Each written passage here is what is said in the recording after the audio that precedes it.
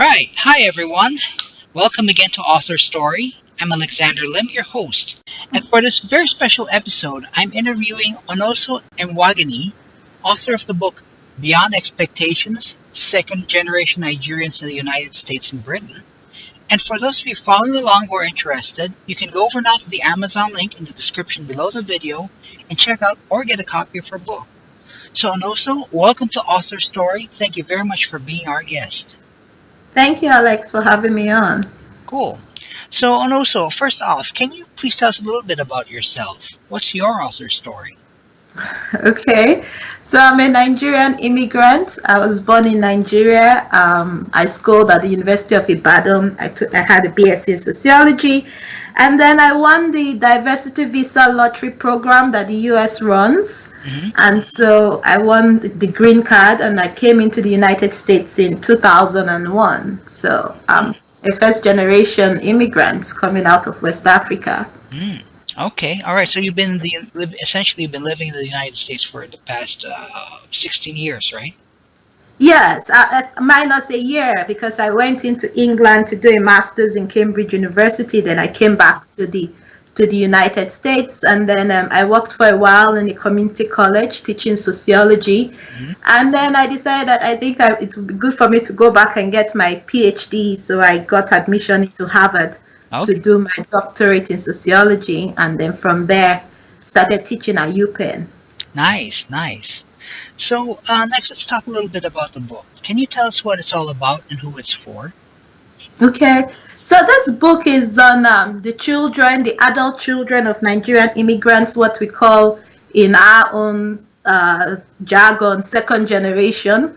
And it's actually about trying to broaden our understanding of how diverse the Black population is becoming in the United States and in Britain. Oftentimes, in many quarters of the US and Britain, Black people are seen as the same or a homogeneous group. Right. So this book is talking more about, the diverse Black experiences. It's letting us know a little bit more about the Black middle class in both the United States and Britain.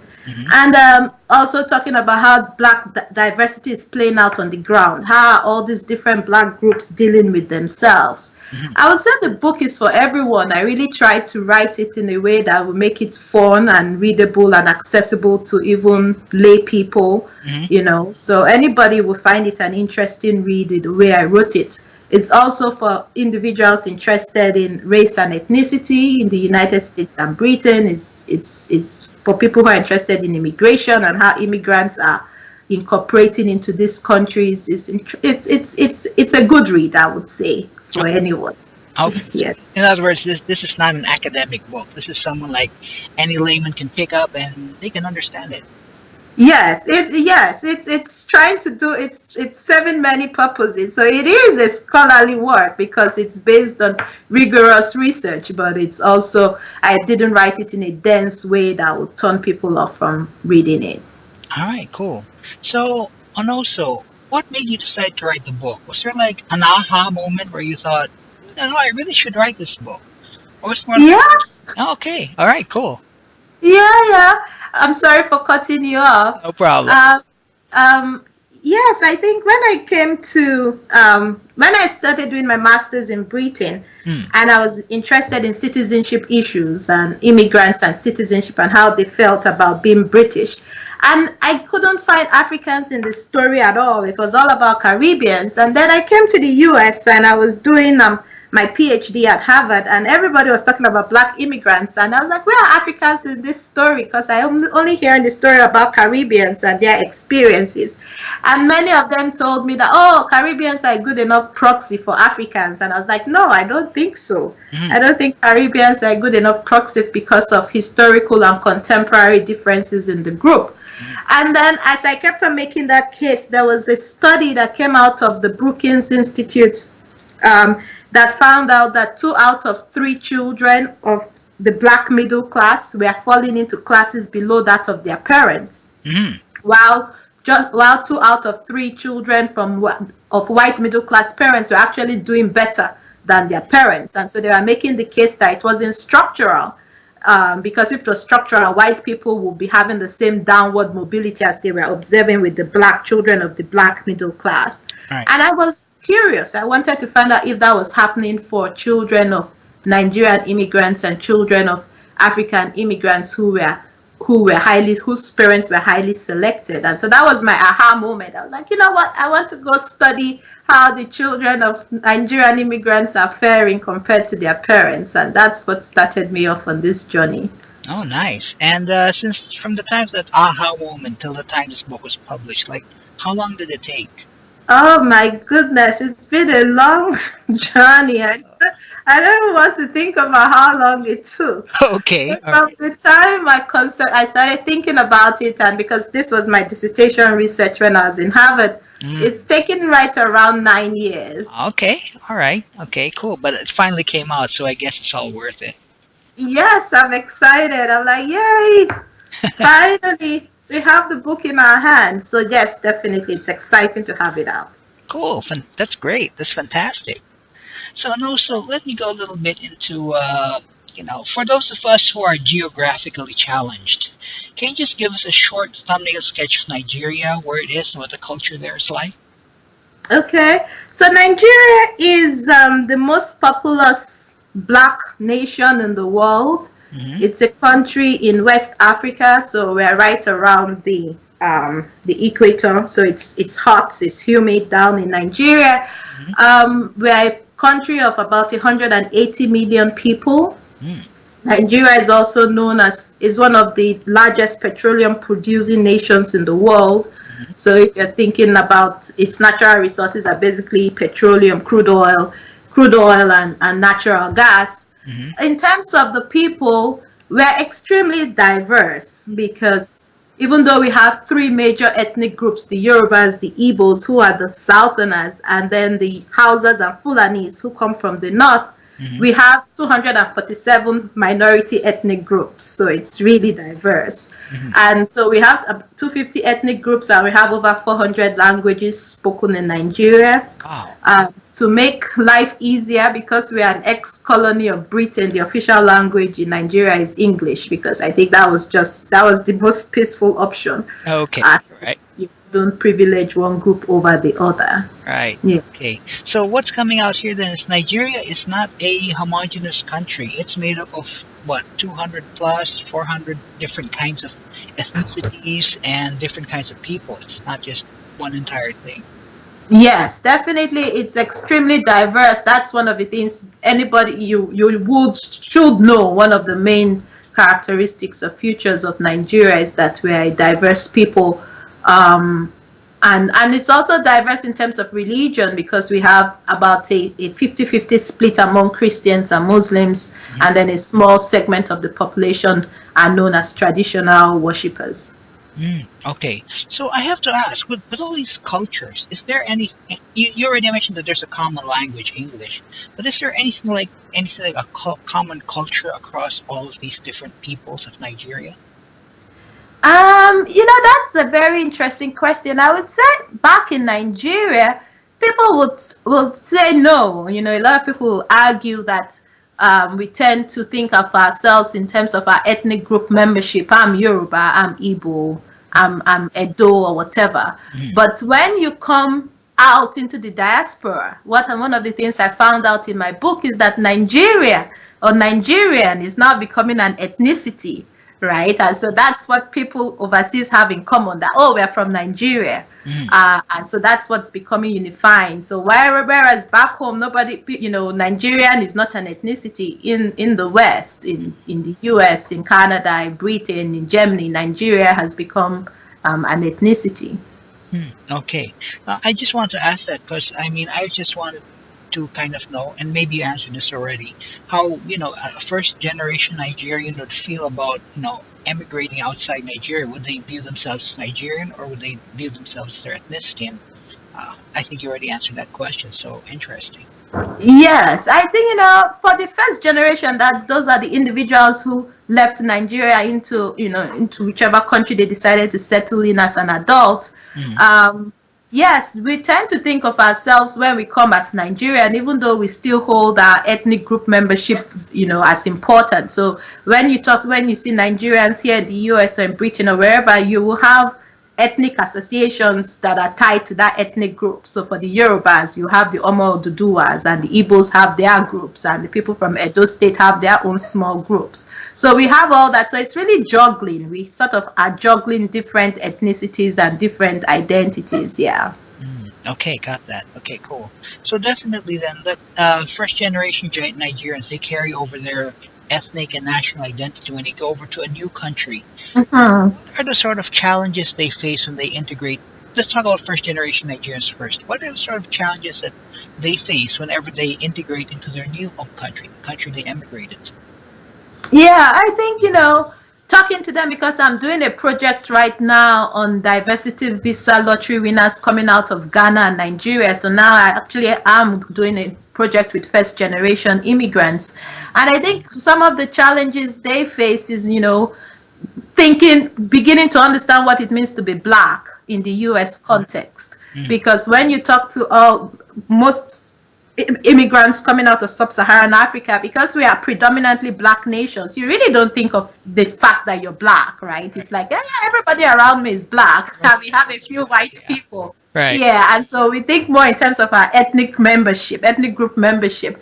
But when they come here, that's the first adjustment, having to think that, so white means a person, black means a person, and black means being discriminated against. So these are some of the challenges that they face. The fact that sometimes there are tensions between black immigrants and African Americans is also another challenge that they face. So yeah, those I think will be two key things, along with just the culture shock of how life can be different in the United States compared to what it is back home. Right. I think those are the three main things they will talk to you, tell you about.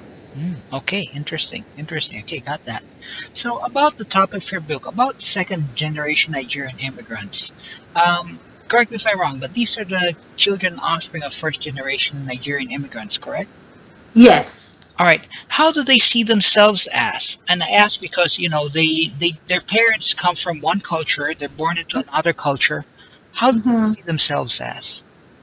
That's a good question. So, I would say that in my book, I talk about how they're choosing ethnicity while negotiating race. And by that, I mean many of them tend to hold a Nigerian centric identity, or they hold their Nigerian values very close to their heart. And they tell our Nigerian values are the core, are the things that make us, those are our principles. And then we borrow, they realize that they can't be 100% Nigerian, like Nigerians who grew up in Nigeria, right? They are not as fluent, or they are not as competent in cultural practices. And so a lot of them will tell you, I'm not 100% Nigerian, or I'm American plus, or I'm a combination of Nigerian and American. So in our jargon in immigration, we'll call them ethnic hybrids, Hmm. where they are borrowing from the cultures they have here in the United States or Britain, and picking up from their parents' own ethnic cultures. Hmm. Okay, got that. So it's not like they're. So about this then. So is this something like, just to be clear, is this something like a resistance to integrating into mainstream society, so-called mainstream society, or is it No, something that they choose for themselves? it's something that they choose for themselves. It's not a resistance at all into integrating into mainstream society, because I would say they are well integrated. The people, the Nigerian second generation that I spoke to are professionals. The majority of them are professionals. They are medical doctors, lawyers, pharmacists, people working in IT. Over 90% of them in my book had at least a bachelor's degree, so they are well embedded in the mainstream in terms of the jobs they hold. So they are not resistant in any way. They have embraced the fact that having an education, a good education, and doing, at least having a bachelor's and even more, is a tried and tested way to entering into the middle class. So it's more about a choice. It's now how they choose to see themselves, and how they choose to define themselves, and want others to see them, Mhm. and how they want others to see them. I see. Okay. So with regards to challenges, do second generation immigrants, do they face the same kind of challenges that their parents did? I think it's a little bit different for them because, as we've said here, they are second generation. So many of them were born in the United States and Britain. They've read, if they've gone to Nigeria at all, it's for a vacation. Some were born in Nigeria but came into the US or Britain when they were young. So one thing is that for most, we know that most individuals, if you come, or the literature tells us that if an individual comes into a new country before the age of 12, they tend to lose the foreign accent and begin to sound very much like the people in the country they've come to join. And so a lot of these, basically the Nigerian second generation I spoke to didn't have Nigerian accents. They sounded very much British or American or whatever, based on the accent in that area they grew up in. So that's one of the main differences between them and their parents. You talk to a lot of parents right now who have young children, and they're always saying that, our children correct us, right? Right. We say it's pancake, and they're like, Mom, it's not pancake, it's pancake. Right. Or, all kinds of different things. So that's one of the things that is different. I think in terms of being raised in the system, growing up, going to kindergarten to 12th grade, befriending African Americans, they don't distance themselves to the extent that their parents try to, or their parents do, from African Americans, because they tell you, we have friends, they are our friends. So that's also different in the way they try to relate with African Americans on the US side. But one main challenge, a constant challenge they both face, first and second generation, is experience of racial discrimination for being Black. And that's something both first and second generation Nigerians talked about. Okay, got that. Now, I think you mentioned this, excuse me, I think you mentioned this earlier in this interview that, a lot of let's say non-African Americans or non-Blacks view the Black or African American community as one homogeneous group when it's not really the case. So, just an example, just for contrast, how would a Nigerian immigrant or a second generation Nigerian view an African American, say for example, who's, as you mentioned, of Caribbean descent or not Nigerian? Oh, yeah. Well, I did, when I was doing the research, I asked my respondents to describe their relationships with African Americans and with Caribbeans to me, trying to tease out how the dynamics of these relationships. And I would say that one of the things that was very surprising to me, especially talking to those who grew up in the United States, is that all of them had stories about the tough time they had with African Americans when they were growing up, when they were in school. A lot of them talked about being called African booty scratcher, being called different kinds of slurs, being told you might be Black, but you're a different kind of Black, you're not one of us. And so many of them said, it was very surprising to them. They were surprised because they thought, yeah, we're all Black, we should be brothers and sisters, we should be natural allies. And that was also a similar story came out on the British side, where my respondents talked about having a tough time with Caribbeans when they were also in school, especially Jamaicans, who are the largest Caribbean group in Britain. And so I think one of the things that happened was that it made the Nigerian second generation have to think to themselves, well, if we're not their kind of Black, what kind of Black are we? How do we go about defining what our own Blackness, what it means to be Black for us in the United States and in Britain? And so that was one of the striking things I found, because it was a uniform story across the board, regardless of where they grew up, whether it was in Boston, whether it was in New York, whether it was in, and so I think, there's some social distance that they report, even now as adults, many of them report between themselves and African Americans, and the roots of that are basically rooted, or you see why, from their experiences when they were young children. And then with Caribbeans, for those who had experiences with Caribbeans and could compare, compare and contrast their interactions with Caribbeans and African Americans, they tended to say they had warmer relations with Caribbeans, right? Some of them told me things like, "Oh, Caribbeans are our cousins," and I was like, "Why are they your cousins?" Right? Okay. And they talked about how they identified more with Caribbeans because of the immigrant story, that we are both groups are immigrants to the United States. And so that's what I sort of found. Okay, interesting. So there really is really like as you mentioned, probably something along the lines of discrimination or differentiation between the various groups then. Yes, I believe that's something Swiss scholars who are studying Black groups in the United States are finding, that are looking at the different Black groups and really chipping away at this notion of a monolithic Blackness or a homogeneous Black group. We're finding out that, Black diversity is playing out on the ground in very interesting and sometimes, unexpected ways. Okay, yeah, got that. Okay, so definitely it's coming out. So, and also, you interviewed over 150 people for this book on their experiences and the challenges they faced. Just to change gears, is there any single person among all those you interviewed who stood out for you? Hmm. Wow. Or were they like, I everything was like, yeah, okay, cool.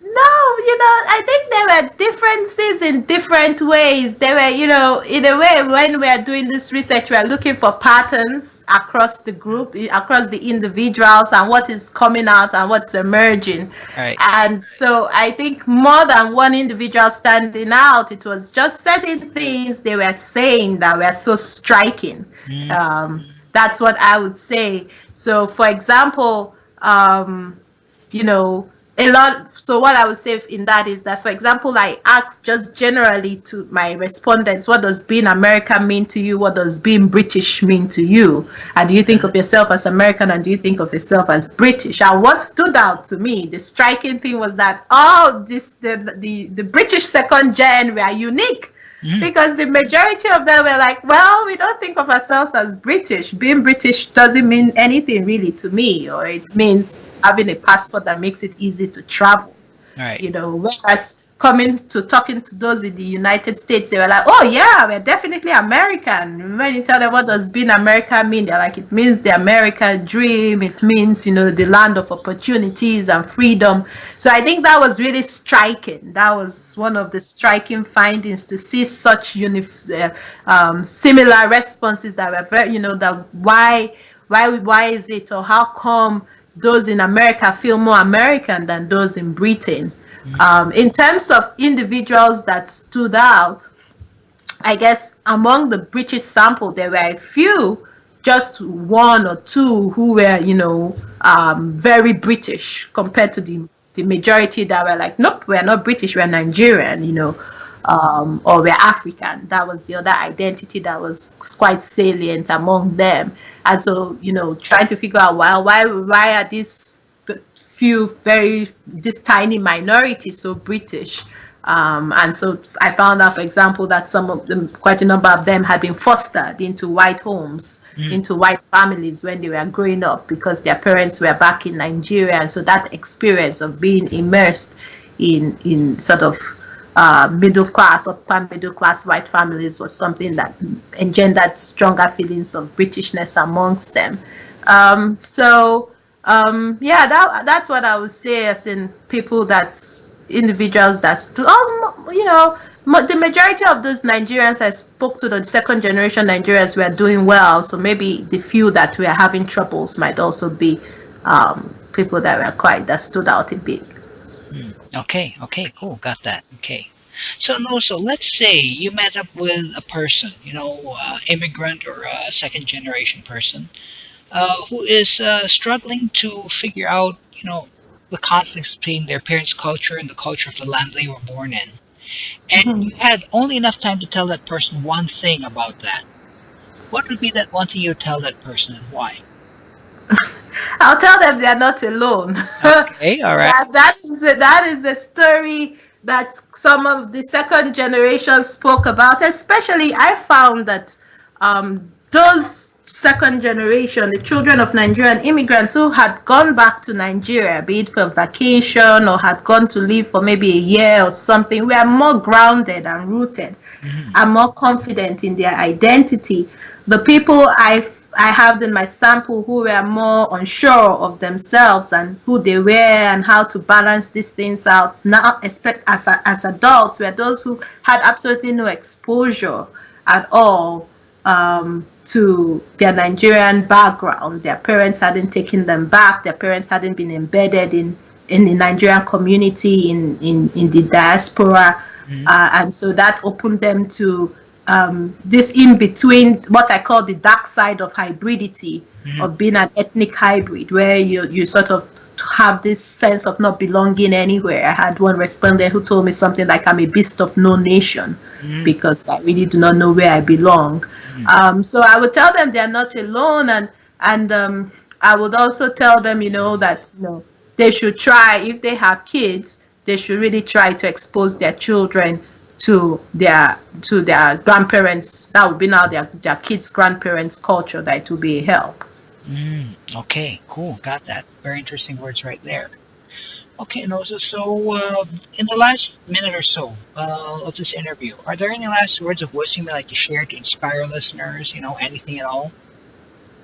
Um, well, I guess one of the things I found in talking to the second generation of is that I feel that each of the different black groups have differences, but they all have different strengths. That I think when you look at some of the social distance among the different black groups in the United States, I think there has to be more effort being put to try to awaken kinship ties or try to build coalitions across the groups in ways we can all leverage our strengths to move the entire black group forward in the United States and Britain. And so I would say that, to students, people who are listening, if you're a student, if you're in college, if you're in university, if you're in high school, these are good times and good opportunities to try to build bridges across the different groups, and not just within among black people, but even across the different ethnic groups and racial groups. Because just doing my work and reading the literature out there, I find out that there's more that unites us than divides us. When you talk to children of immigrants, their stories are very similar about their challenges, trying to figure out where they belong, how they fit, trying to balance the expectations of their parents with their own inclinations. And so I think there's more commonality out there that unites us than actually we think, and we should try to move away from just staying in our silos. Okay, cool. Got that. So, great words of wisdom right there. So, in closing, then, the book is Beyond Expectations: Second Generation Nigerians in the United States and Britain. The authors are guest Onoso, I'm sorry, Onoso Imwagini. Yes. Yes, okay, I got it right. Yay, me. All right. And and the website where you can get her book are on Amazon and also on beyondexpectationsbook.com. So, and also thank you very much for your time. Thank you very much for being an author story. It was very insightful having you here with us today. Thank you so much, Alex, for having me on. I appreciate it. You're welcome. So, if any of you listeners want to know more about this topic, please feel free to go ahead and check out Beyond Expectations, which you can do so right now by going to the Amazon link in the description below the video. And if you'd like to follow our author interviews on YouTube, I invite you to subscribe to our channel. So bye for now, everyone. I'll be back next time on Author Story with another inspiring author.